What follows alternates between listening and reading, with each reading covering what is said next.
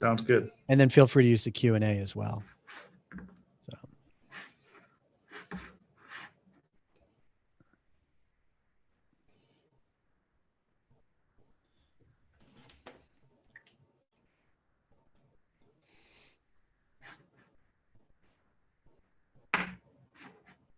There we go. All right, we are live in 5, 4, 3. Hey everybody, welcome to today's Advanced Auto Retail Marketing webcast. This is one of 6 different webcast panel programs that we conduct under the Auto Retail Marketing webcast series, which we hold every Tuesday at 3 o'clock Central. So thank you for being here. I am Ryan Girardi. Today is May 19th, 2020. And for today's session, we're going to look at a Car Guru's COVID-19 study suggesting that consumers are warming up to digital retailing as more dealerships take the car buying process online during the coronavirus pandemic. And customers increasingly say they'd like to handle certain parts of the transaction virtually instead of in person. So we'll have a look at a few key takeaways from that study. I'll also be talking about vehicle detail pages. How much information do VDPs need before they have what they need for customers to make a purchase decision? And is it fair to compare them to product listings with other retail products such as TVs? We'll be looking at key success factors. Do you need to change your metrics? What metrics are you using? And how do you know that they're working and that they're the right ones? And finally, we will be looking at Google My Business, or GMB, as it's often referred to. How important is it? What makes GMB important, and what you could be doing with it? And I want to point out, it's not what you should be doing with it. It's what you could be doing with it. I am not in the camp of telling you what you should be doing, but I like to provide information that lets you know what you can do. And to help us with that, we have 2 amazing guys coming on. You guys can turn your cameras on. We have Micah Burkholz from Vista Dash, and we have Mike, the car guy, Carrera. Hello, gentlemen. Great to have you here. Afternoon. Thanks for having us. Thank you. And if you're on the live stream, I'm going to head on over there in a moment, just so you know, this is, if you're on the live stream, you know it's streamed live, but this is a Zoom webinar. That's pretty funny. But once the live stream ends, the video archive becomes unlisted. So if you ever want to watch the recordings of these live streams, your best bet is to subscribe to our YouTube channel, and that will give you the link. It'll let you know when we schedule them, and it'll give you the link to access those. That's the best way. And you can also get backstage with us here on Zoom, and you can interact with us. You can meet these amazing people that we have up here. You can ask questions. We can turn your microphone on. In fact, Ed Roberts is already up here, and that's one of the benefits of being here on Zoom. So I'll put the link in the live chat. And I meant to say, for Mike and Micah and everyone on Zoom, I'll send the link to the live stream. Please use that for chat. All right, you guys ready to get rocking and rolling? Here you go. All right, let me start by getting the live stream feed. If you could, guys, I'm going to send it to all panelists and attendees right there in Zoom. Just load that. Make sure to mute it so it doesn't loop back in, and then use the live chat while we're talking, just to keep people engaged. What I'm going to do, I'm going to put a couple things in the live chat right now. Let's look at this Car Gurus study real quick. Let me share my screen. Ding, ding, ding. Let's see. Where'd we go? We want this screen right here. All right. Coming up. Serving it up. All right. So Car Gurus COVID-19 sentiment study. I don't know how many people were surveyed. I didn't look at that, but I know Car Gurus. They do a lot of studies. Let's see what we got here. Favor handling virtually from February to April. Look at that. 9 to 25%. Went up from 9 to 25. Trade-in evaluation stayed about the same at 34 to 38. This is from February to April. Price negotiation, February 25%, April 65%. Financing, February 36%, April 54%, and purchase pretty much doubled from 19% in February to 39% in April. What do you think of that, Mike, car guy? It's what I expected it to be, really. Because there's no choice. There's nothing else to do. Or there's no choice because you can't really physically go in. You'd be surprised. People can physically still go in.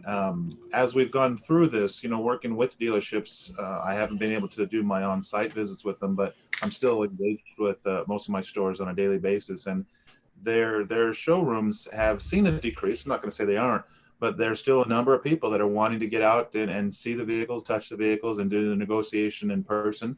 I have a dealer group that has 5 stores, sold 400, right around 400 even in April between the 5 stores, and only 10 of those cars were done completely online, where the salesperson brought the vehicle to a pre-arranged point for a test drive, took it back, and then they engaged with the negotiation with the sales manager and had the vehicle delivered to their house and did contracts with an iPad at the house.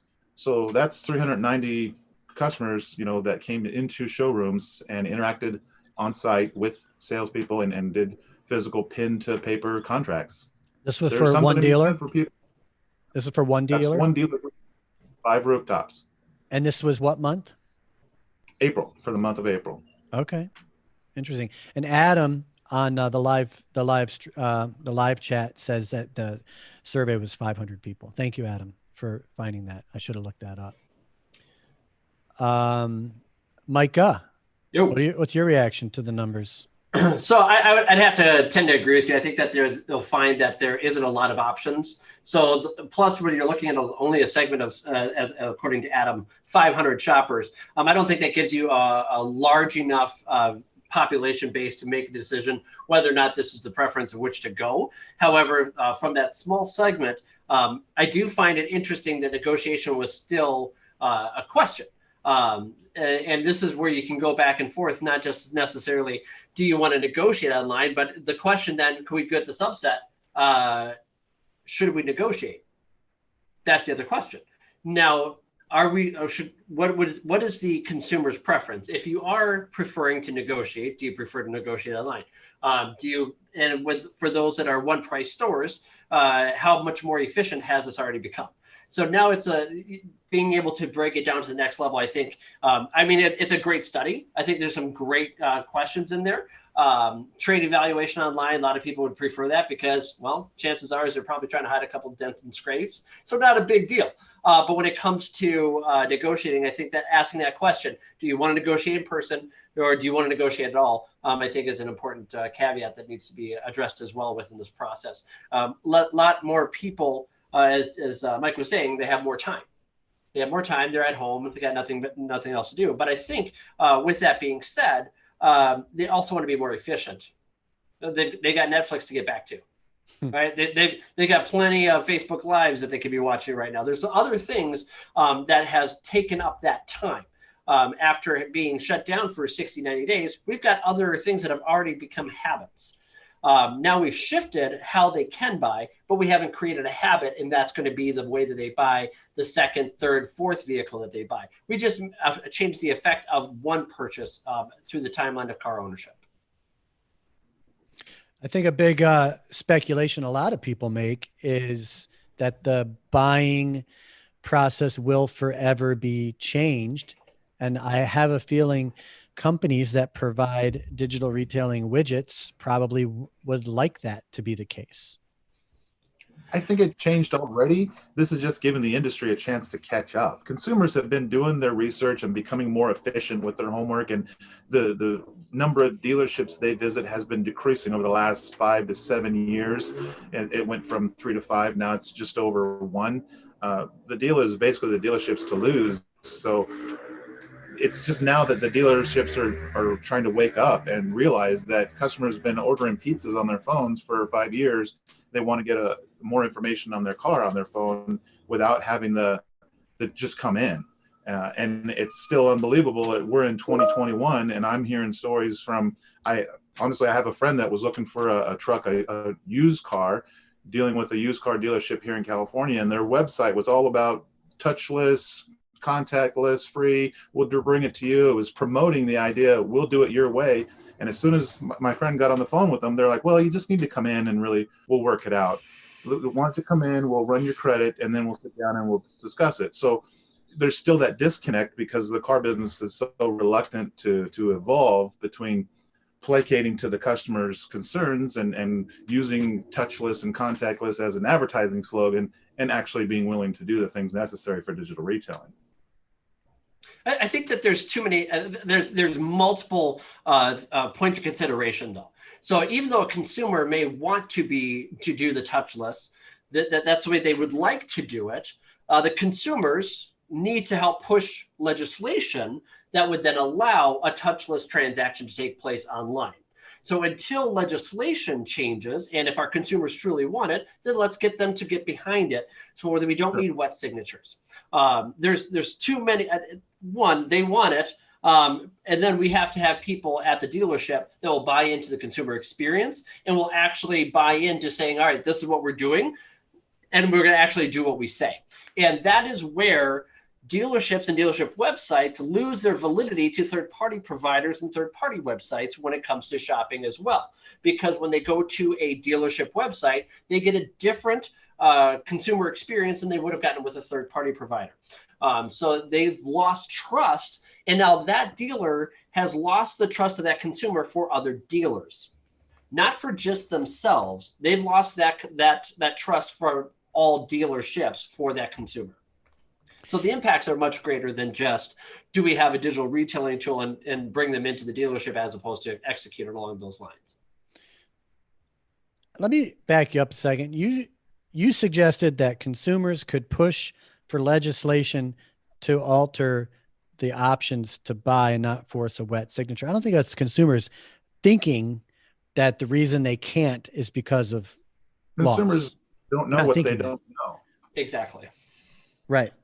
So they just know what's being advertised to them right now, and dealers are using it as an advertising slogan because that's the current buzzword. And so when a customer does call and they say, hey, yeah, bring it to me, and the dealer says, well, why don't you come in and we'll work it out when you get here, then it just reinforces that distrust. Like Mike was saying, it's already out there. We already have a rough reputation. We're trying to get past it.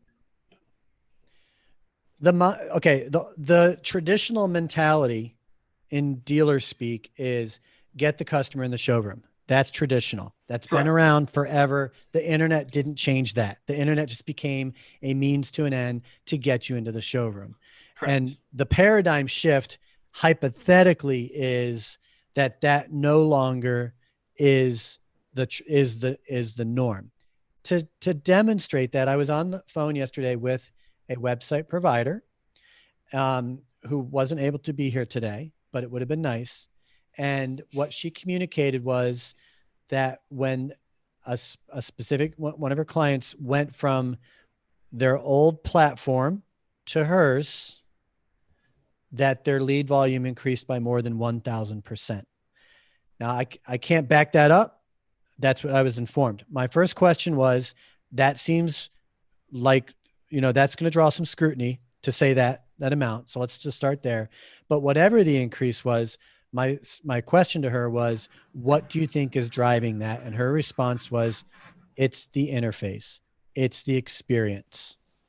If the experience on the phone works, you'll get more from your website. Hands down. That's where she's coming from. I'm going to segue because I don't think, unless you disagree, I mean, that makes sense, right? Is there any disagreement that you can get more from your virtual virtual storefront? Let's say that. Okay. Yes and no. Is You there can money get on the more if table you to be define had? it. Yeah, so yes, you can get more. You can get more leads if you have a better consumer experience, if you have a better process in place. Are you answering every single phone call? You respond to leads? I mean, this is just back to the basic when it comes to leads. Now, can you get more leads by switching website provider? I would like to see how they define leads. Mm-hmm. What is a lead? Okay, I have seen website providers where they have put leads is they viewed 4 VDPs. That converted to a lead. I've seen that they have said whenever somebody clicks on the map and directions, that is a lead because they're going to drive to your dealership. So now, however, that is probably one of the inherent problems that we see in this industry is there's not a standardization for what specific KPIs are. Yeah. I look at 4 items as only being true leads and hard conversions: calls, chat, text, form completions. They're not completing a form. They're not texting. They're not chatting. They're not picking up the phone and calling. Everything else is showing intent and maybe influence, but they're not hard conversions. And those are what you can actually track with leads within your CRM or within your phone provider partnership. So hold that thought, because that's going to get into the segment. We're going to talk about metrics and key success factors. Right. I'm going to switch to the next subject, but Ed had a question, Mike, when you were talking about your dealer group moving their 390 vehicles out of 400. He just asked if they were supporting remote deliveries and if they may have missed some deals. Well, like I said, 10 of them were done fully remotely. Deliveries were offsite. The salesperson took the vehicle to a prearranged place. The customer drove it, gave it back to the salesperson. Then they jumped on either a Zoom or a WebEx type of meeting, negotiated with the sales manager. Contracts were prepared and finalized with an iPad. The vehicle was taken with the iPad to the customer's house. The consumers signed, electronically on an iPad, took delivery of their vehicle completely from the comforts of their own home. 10 out of about 400. It was like 407. So it was available. They offered it. They promoted it. A lot of the negotiations and such were, in fact, done online or through phones or texts. But a good majority of the customers were coming in. In fact, one of the problems that he was sharing with me is they had to actually ask people to step outside of the showroom, because here in California, you can't have gatherings of 10 people or more. So with the salespeople that they had on staff and customers walking into the showroom, there was multiple times during any given day, there were too many people in the showroom. So they were having people step outside. There's no shortage of people wanting to get out and do stuff. I love how dialed in you are with the dealer's process. Ed, I hope that answers your question. Your mic is on if you want to add anything to that. It did answer. We shifted quite a bit to remote delivery as well, and ours was a lot higher percentage. So I was just curious if that was maybe 1 or 2 salespeople that was doing it, or if it was something widespread throughout the store. And that's just one opportunity that could have been missed. There's people that are rocking with offsite deliveries, so that was just one example. Right. Okay. Great. We're 18 minutes in. I want to move through. I'm hoping to cover all 4 topics. The next one I want to get into was this post shared by Mike Burgess at Dealer Policy. VDPs need a lot more information before they have what they need. A quick look at VDPs of 4 top automotive websites compared to product detail pages of top 4 retailers shows that online shoppers have about 2 to 4 times more information about a $500 television than a $50,000 SUV. Let's see if I can bring this photo up. Now, this has come up a lot as far as more information, right? Everyone argues is it Chad? Oh, I think it might be Chad, but Herb Anderson, Dealer Talk. He's like, you need to provide massive amounts of information so those customers are informed. And as this image suggests, VDPs lack. So Micah, I'm going to let you kind of respond to that first. What are your thoughts on comparing vehicle VDPs to televisions? And then we'll talk about VDPs more specifically. So all right. So if you're looking to compare, I think you're finding a false equivalency between the two. When you're looking at a $50,000 SUV, when you're looking at new versus used, you got a lot of different options.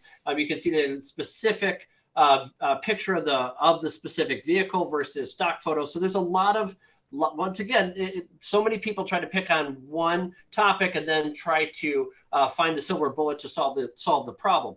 The television websites, when you're looking at Best Buy, Walmart, Amazon, Target, they have more content because they're looking to optimize versus the manufacturer's name for SEO as well. So the more content that they put on that website that's unique, you can see that there's a vast difference between Best Buy's content versus, say, Walmart's versus Amazon, 50% more in some cases. So they're trying to optimize and take a better position for SEO for that television. Now, when you're looking at automotive websites, for the most part, you're going to find that SUV at multiple places, and SEO has not been a strong focus for a lot of dealers because they're looking at the individual quick tactics, like they're looking at SEM strategy. So with an SEM strategy, they're being able to get them to click to the vehicle detail page, to the product detail page quicker. However, they're losing the battle when it comes to long-term SEO value.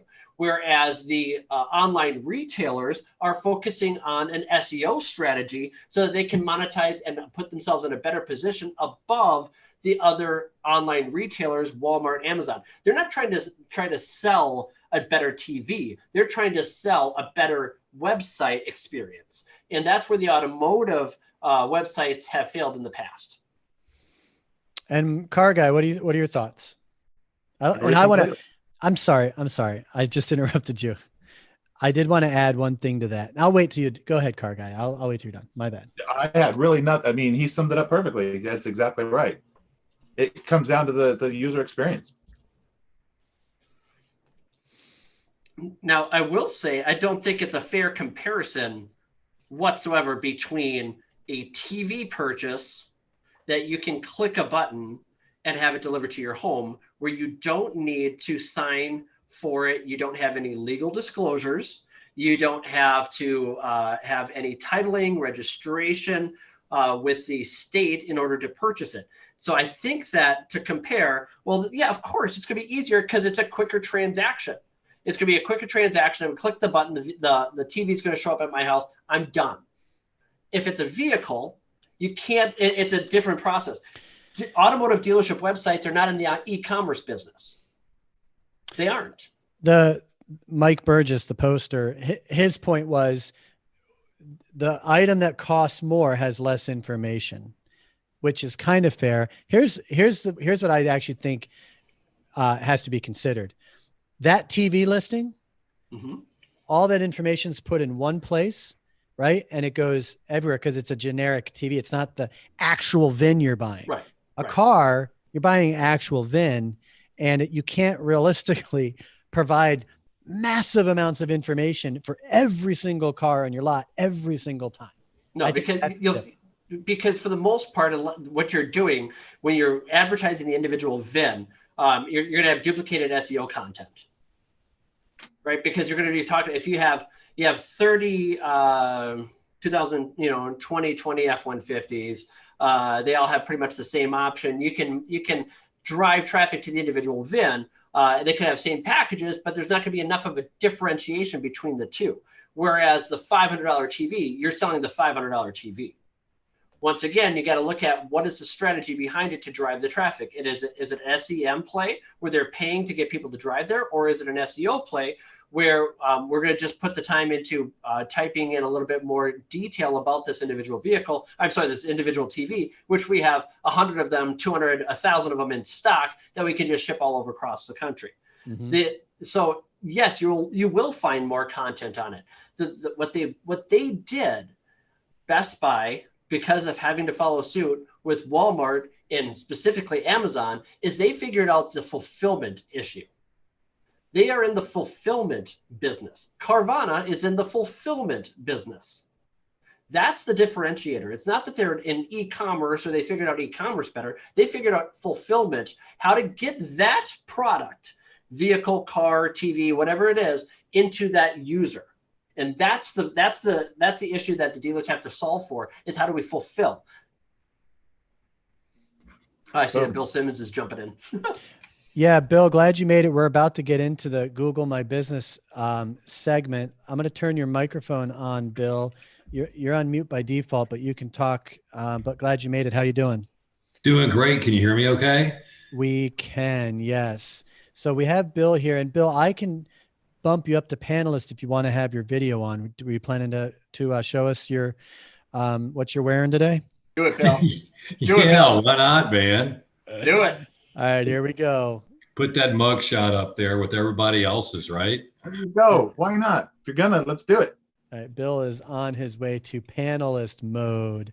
Okay, I'm on the fence. We want to focus on metrics, and we want to talk about Google My Business. Let's do the Google My Business segment first, because I think that's going to set the stage for the types of metrics that we're using. We can even steer that, Micah, into metrics that might be specific to Google My Business. So, Bill, go ahead and turn your video on. There we Right. go. There he is. Welcome.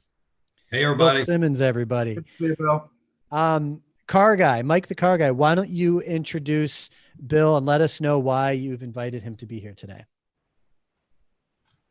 The best way to do that is just to give you the short version of the conversation I had with Ryan last week. So I just like to take pictures. I'm a picture taker, and since I've been involved with Google, and keep in mind I was one of the invited users with Google Plus beta 10 years ago. I've always been a fan of Google, love Google. Everywhere I go, I take pictures, and then later on I'll go back to that places or that location or businesses Google My Business page, and I always post the pictures up there just because it's fun. It's just a thing I do. It's like a hobby. And over the years, the views of those pictures have skyrocketed, and then it's kind of funny. I sent Ryan some screenshots. I've got almost 20 million views of pictures that I've posted to multiple businesses, Google My Business Maps page and such. And Bill works way out east. I work way out west, but we've connected online. We've been friends for many, many years. And he reached out to me the other day with a funny story, and it all came down to the pictures that I post on Google My Business, right, Bill? Yeah, exactly. He The photos that he found.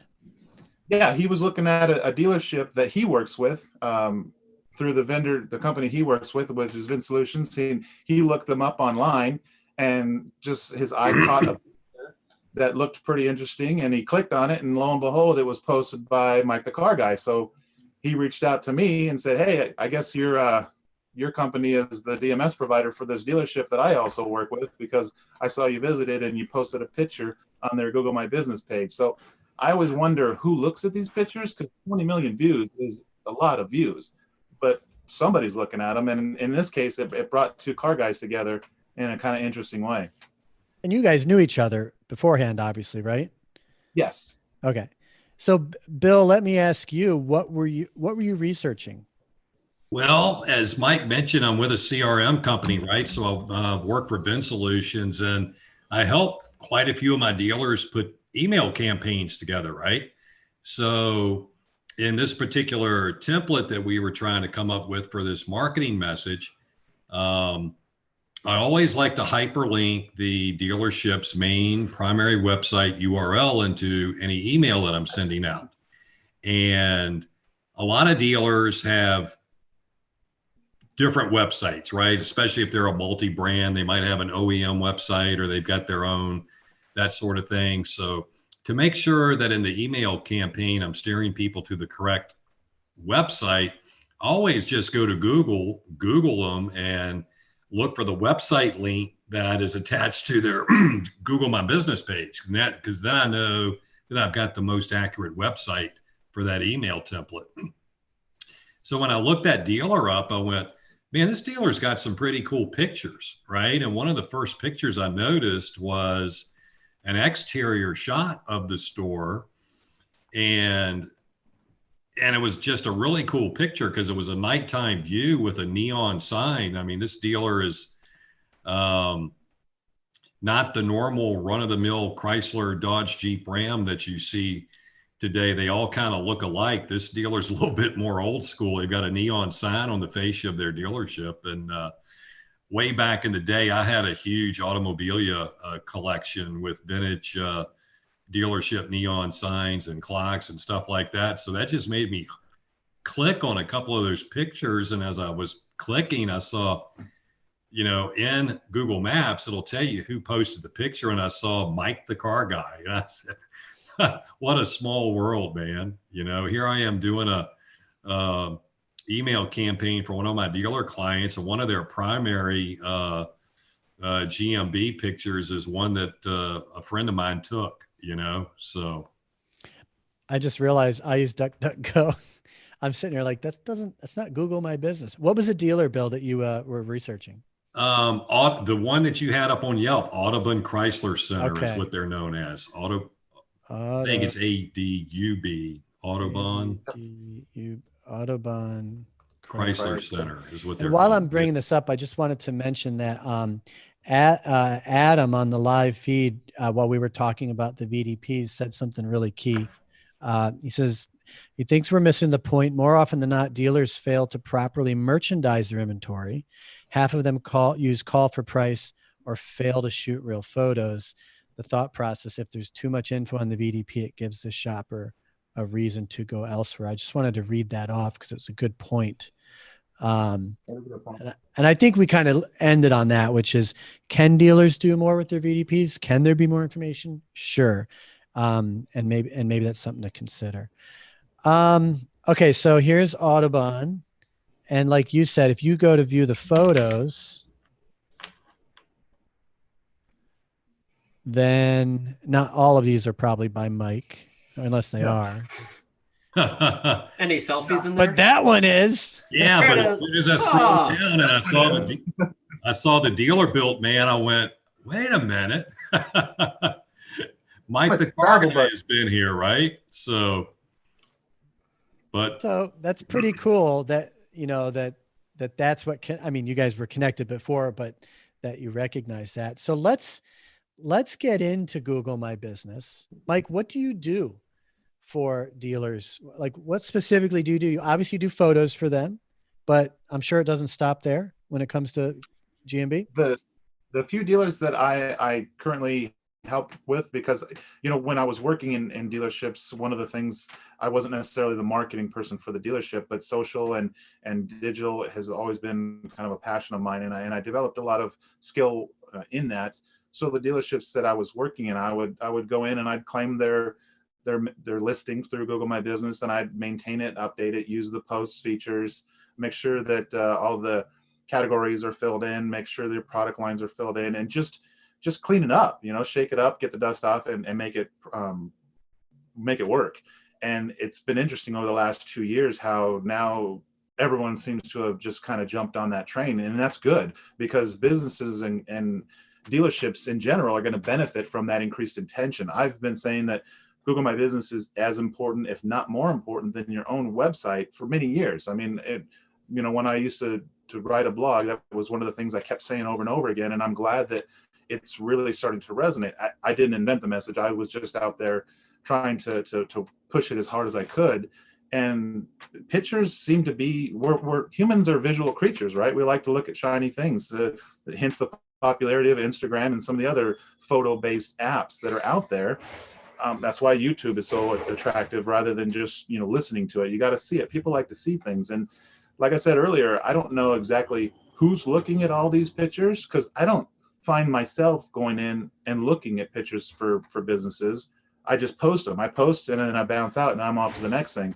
But somebody's looking at those pictures. I've got pictures in there with, you know, 2 or 3 million views, multiple pictures of dealerships that are getting 300, 400,000 views. That means people have seen them while they're looking at information for that dealership. So if I'm a dealer owner, I want to make sure that those pictures are a good representation of my store. They are interesting views, something that's going to attract people's attention, because in order to see that picture, they've already seen the Google My Business listing. So give them something more interesting than just the hours, just the basic products that are listed. If they see ABC Motors and you're a Chrysler store, they know that you sell Chryslers. But if you have an interesting view of a Chrysler on your lot, or the logo, or, you know, maybe a car, then it's going to just increase that interest in your specific store.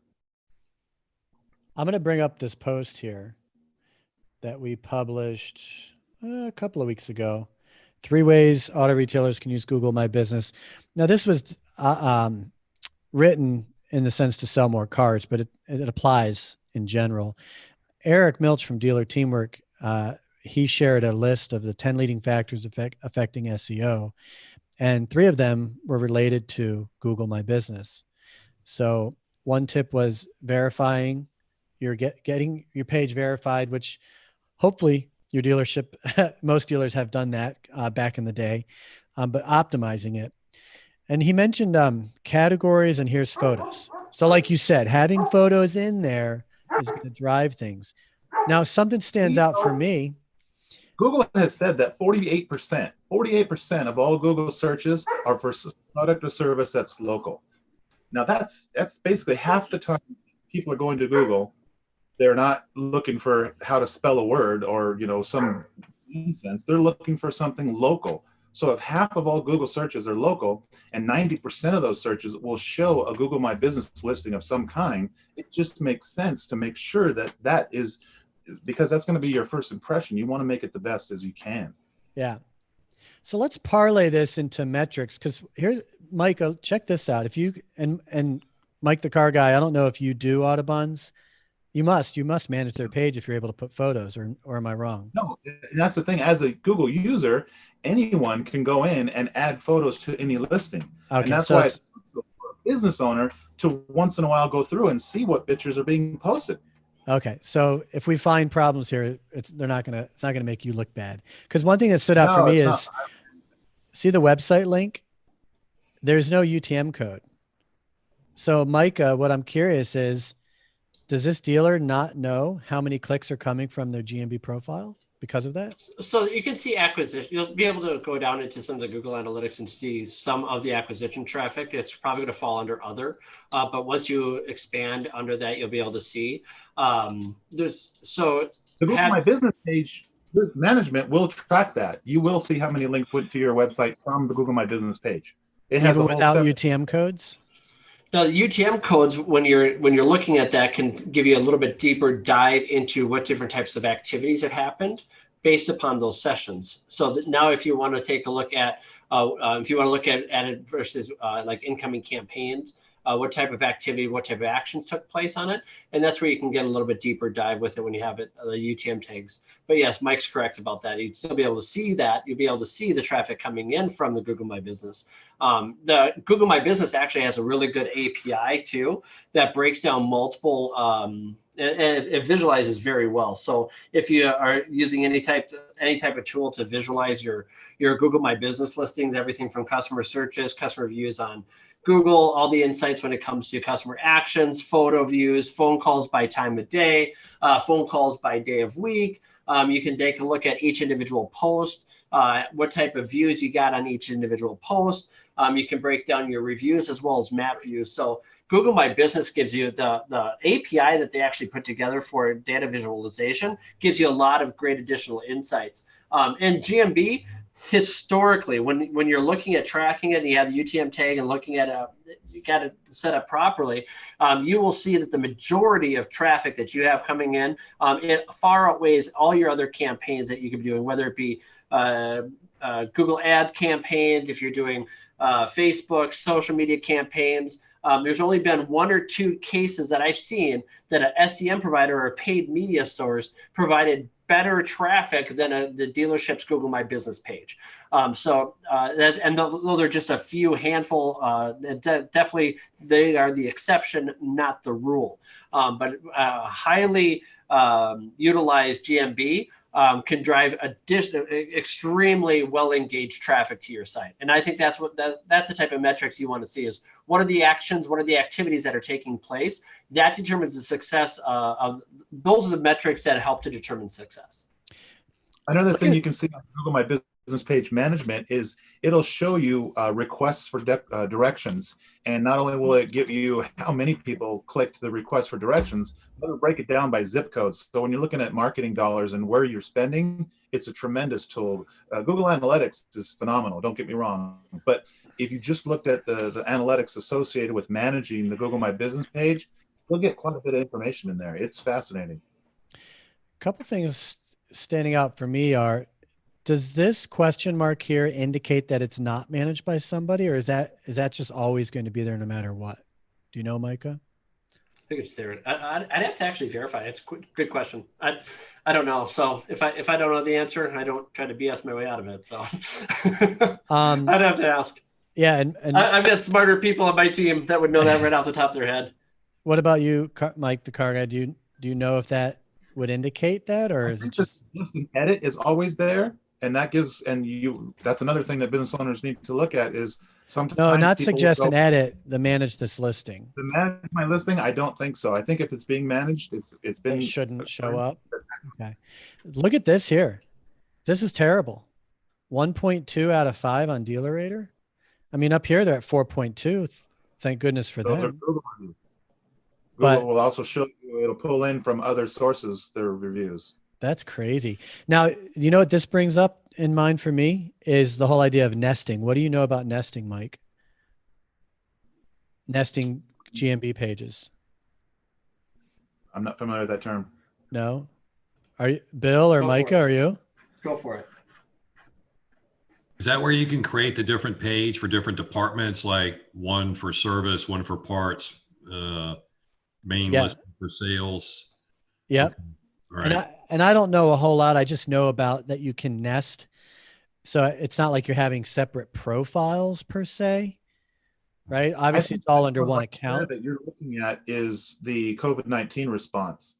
That little triangle with the exclamation point is on the COVID stuff. So I think that's their notification to say that due to the current pandemic, hours or services may differ. Possibly. Yeah. Interesting. So Micah, then building on the idea of metrics, and let me share why I brought this up on driving sales. Chris Leslie, who's been up here a few times, posted, do we need to change our metrics? How do we know what metrics we're tracking are the right ones? Do we need to add, change, or delete some key success factors? So let's keep this focused on factors that drive website traffic, right? Such as advertising and GMB, and how that impacts lead volume and sales. Micah, maybe you could kind of lead on this segment on what you find are the better success factors to have metrics around. So generally what we find is a lot of SEM providers or people that are pushing paid media to a dealership website are focusing on bounce rate time on site. How many sessions or how many eyeballs are they actually getting to the website? And they look at time on site and bounce rate, or how, do they go on to the next page, or do they just abandon the website altogether? And when you're doing more highly targeted campaigns that are driving down to the VDP, there's no reason for a consumer to go on to the next page if they got served up the content they're looking for. With faster websites, faster service, better displaying websites that have clear call to actions and information displaying instantly on the page, time on site is not as relevant. Bounce rate is not as relevant. What's relevant is what type of micro activities took place so that you can start gauging the consumer's behavior. I think that when we're looking at the sheer number of sessions, it's an important metric, but anybody can drive sessions. What did those sessions do is the question. Did they execute some type of conversion? Call, chat, text, form completion. Did a consumer go from a Google ad to the dealership website, and then can we look at showroom visits in Google Ads? Can we see that the person actually drove to it? There are certain activities and certain actions that are important.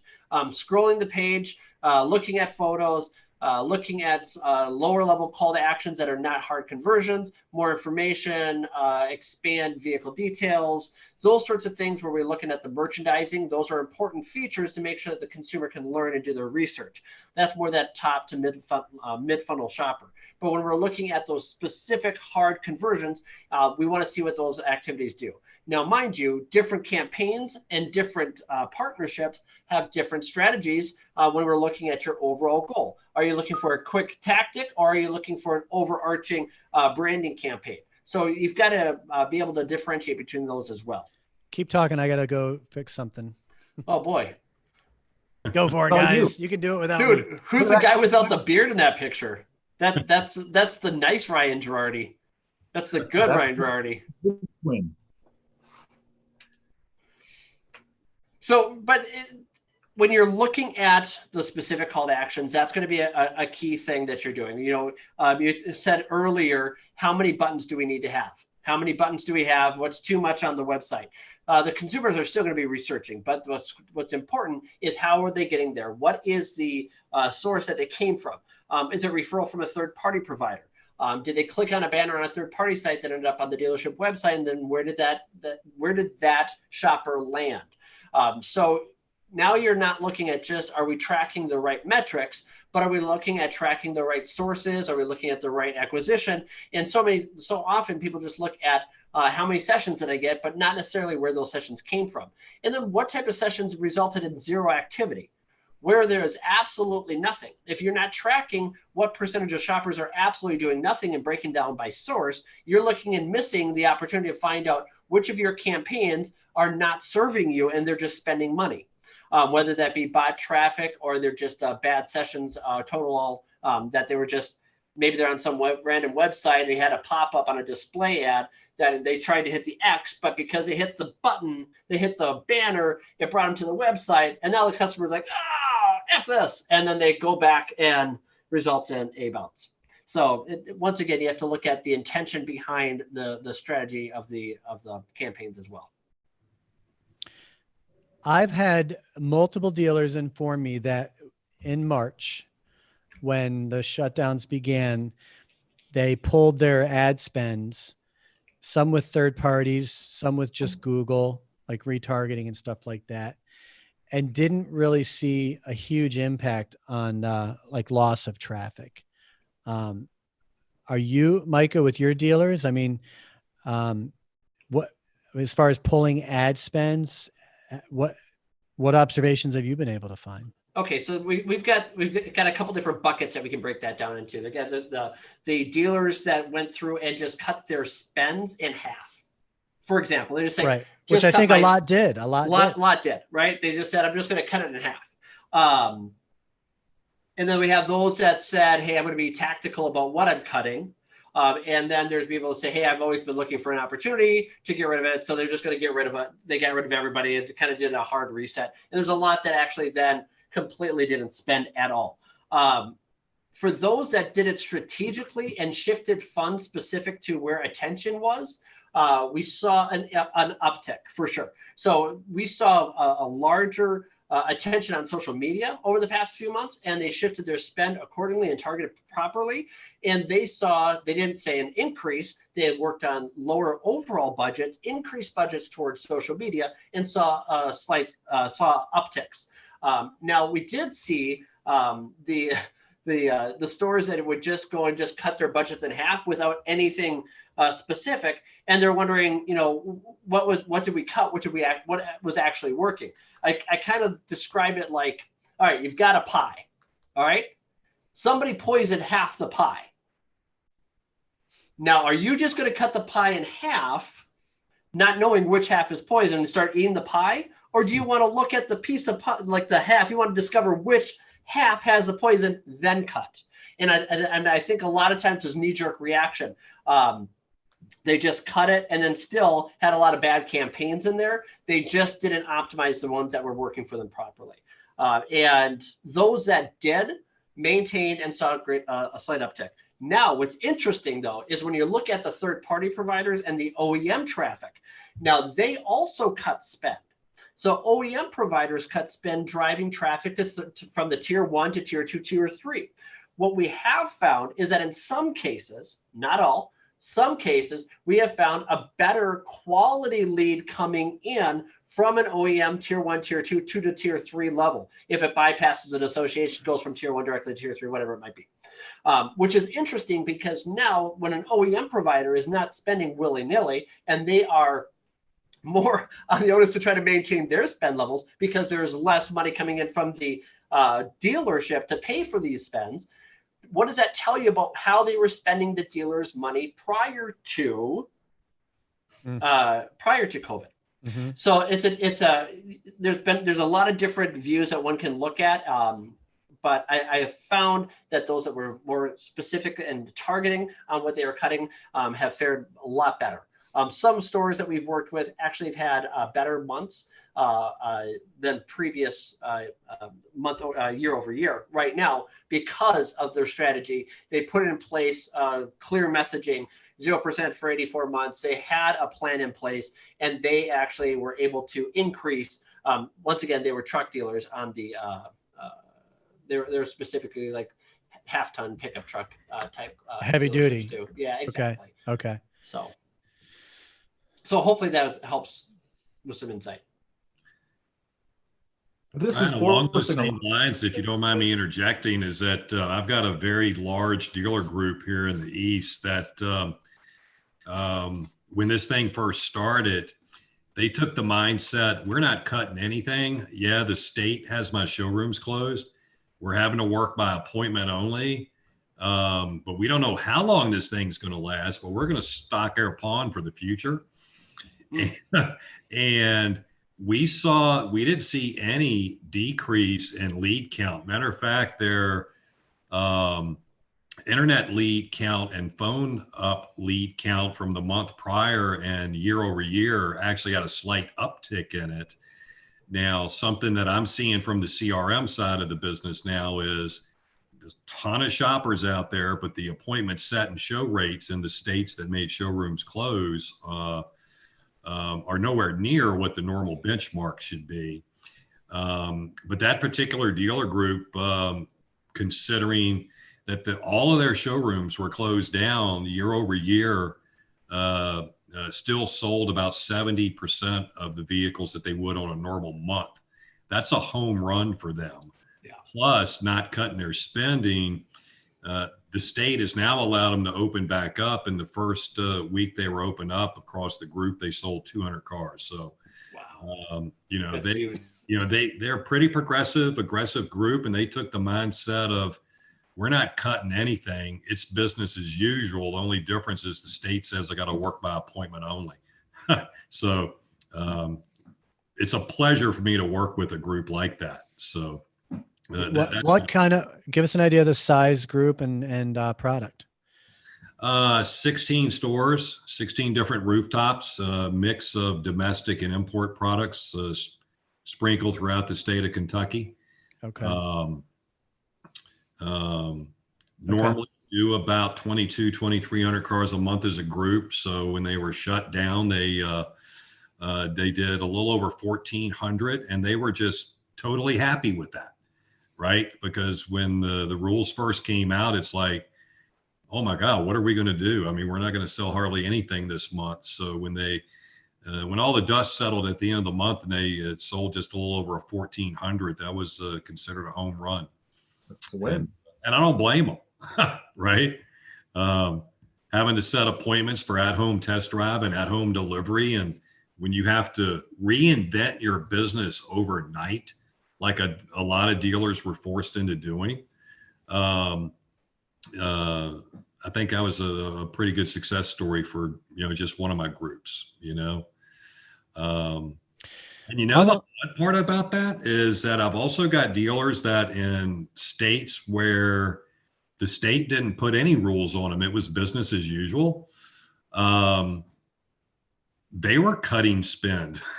So I thought that was kind of unusual, right? That some of the states that said, yeah, you can still operate. You're an essential business. Those were the guys cutting spend. And then on the other side of the coin, the states that would let them open, some dealer says, no, business as usual. I still need my phones ringing and my inbox filling up, right? So tale of two mindsets, Well, I think the perception in March going into April was no one's buying cars. But I think what we found is that's not the case. People continued to shop.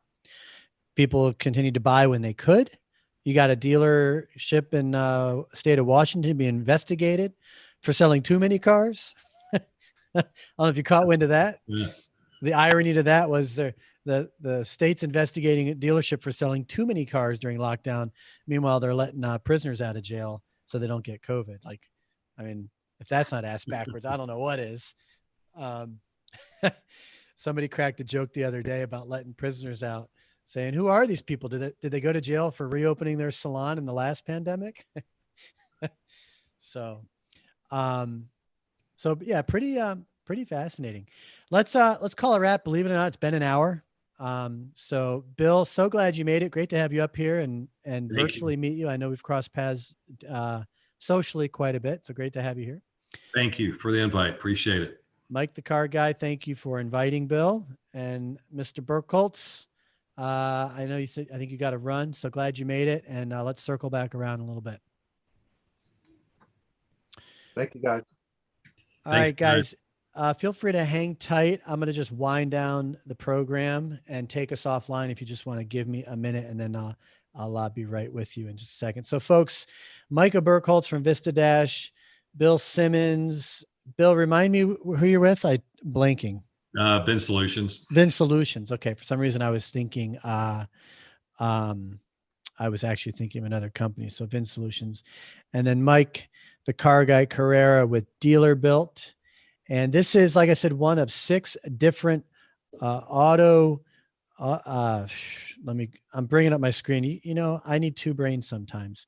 This is one of 6 different panels that we run each throughout the month under the Auto Retail Marketing Webcast series. So today, the Advanced Auto Retail session, as you saw, we focused on Google My Business, metrics and measuring success factors. We looked at digital retailing a little bit as well. Next week, we have the automotive consumer experience. Folks, each of these does require their own one-time registration, but once you're registered, and Bill, remember this, you never have to register again for the advanced session.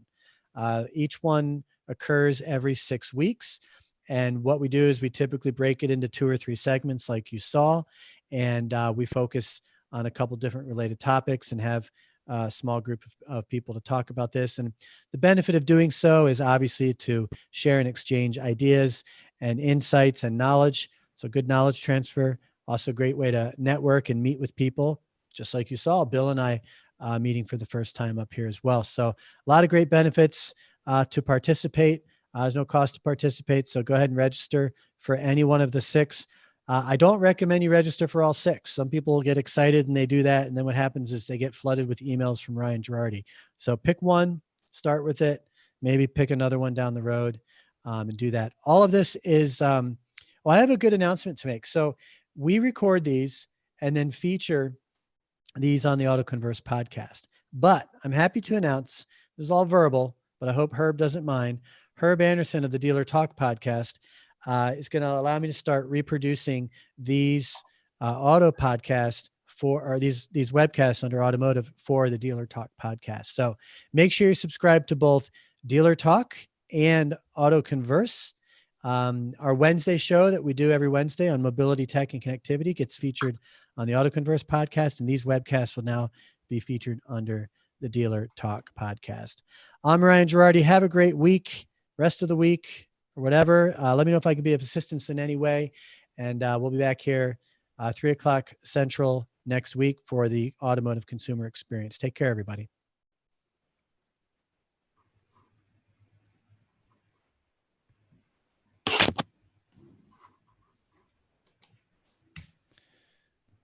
All right, offline.